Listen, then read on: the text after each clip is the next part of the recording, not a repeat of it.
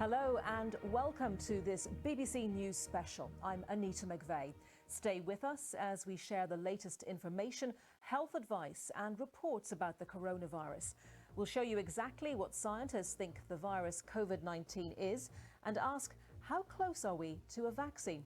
Plus, we'll explain how to make sure that the facts you're getting about the virus are accurate and reliable.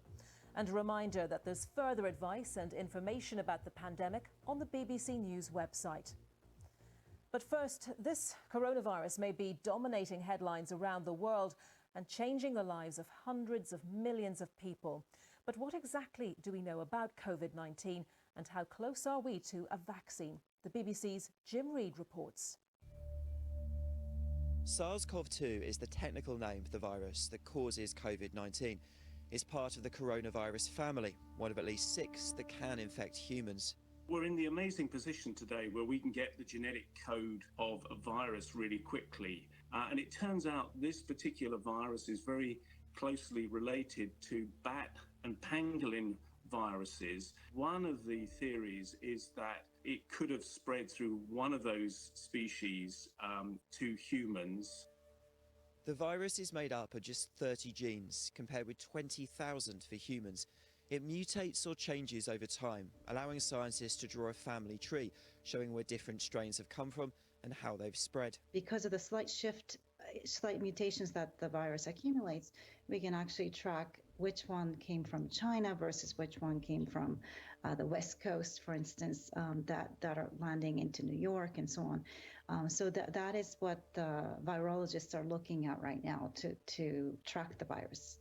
The virus typically enters the human body through the nose or mouth.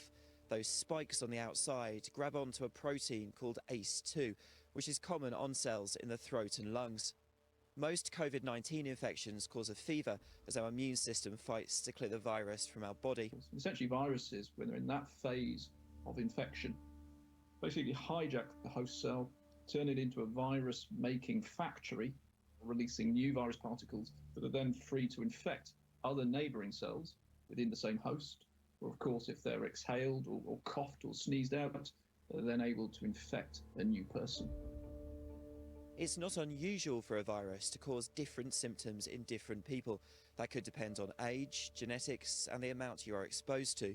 So you always get this wide spectrum of responses to infections, and COVID is no different. So we know that age is one of the key factors for whether you're more likely to suffer from severe disease. This map shows how 8 different strains of the virus are now circulating quickly across the world.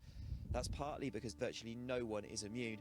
It may also be that a proportion of those infected show very mild symptoms, but can still pass the virus on to others. So there are a few things that are going right for this virus to be very successful.